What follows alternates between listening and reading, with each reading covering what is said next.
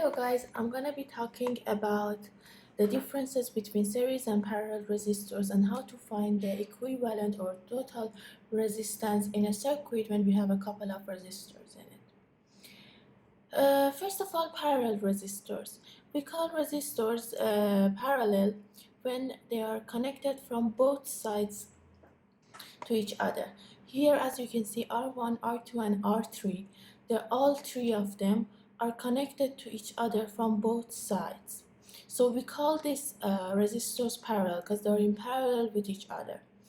In the other hand, if the resistors are only connected from one side, like in here, you can see R1 is connected only from one side to R2. From the other side, it's not. It may be connected to a voltage or current source or some other resistance, but it's not connected to R2. So it's in series with R2.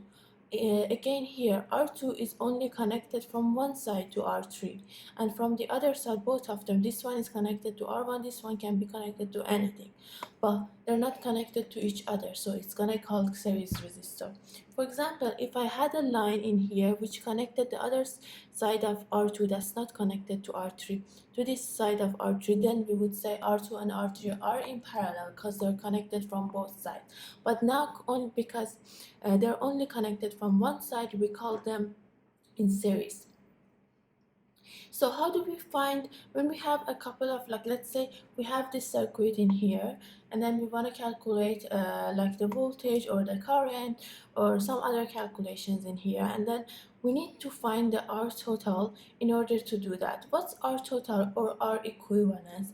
It's the number of a resistance which we can put instead of each one of these three. We can put it instead of R1 or R2 or R3, and then eliminate all the resistors R1, R2, and R3, and then our circuit will give us the same numbers for voltage and current if nothing else changes.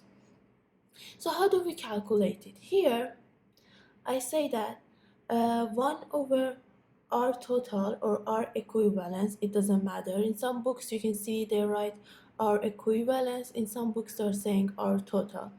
They're both the same thing. Is equal to 1 over R1 plus 1 over R2 plus 1 over R3. So what did we do here? We're saying that if we say 1 over R total or R equivalence is equal to, we just put ones, and then in the denominator we put our R's. R1 plus R2 plus R3 plus how many number of resistances that we have. So let me write down the rule we learned just right here. We say in parallel resistors, which are the resistors that are connected to each other from both sides, we say that 1 over R total is equal to 1 over each R added up to each other, plus, it doesn't matter how many resistance we have, 1 over R n. This is for parallel resistor. But one thing we need to learn also, if we are mathematically calculate for two resistance, we're gonna get the formula that our R total for this R1 and R2 in here that are they're connected, let's say in parallel from both sides they're connected to each other. We gain a formula from the same formula that is equal to their multiplication over their sum, which mostly in circuits we use this one because mostly we want to know the equivalent resistance of two parallel resistors. Even here, what we can do is that we use this formula, which is really important.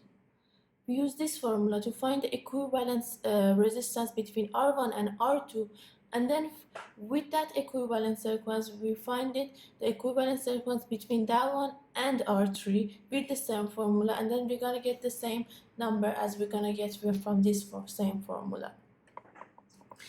Here, as I told you, if they're connected from one side, they're gonna be called series resistors. So how is the R total in series resistor? It's easier than in parallel, because we just say our total is equal to all of the resistors added up to each other.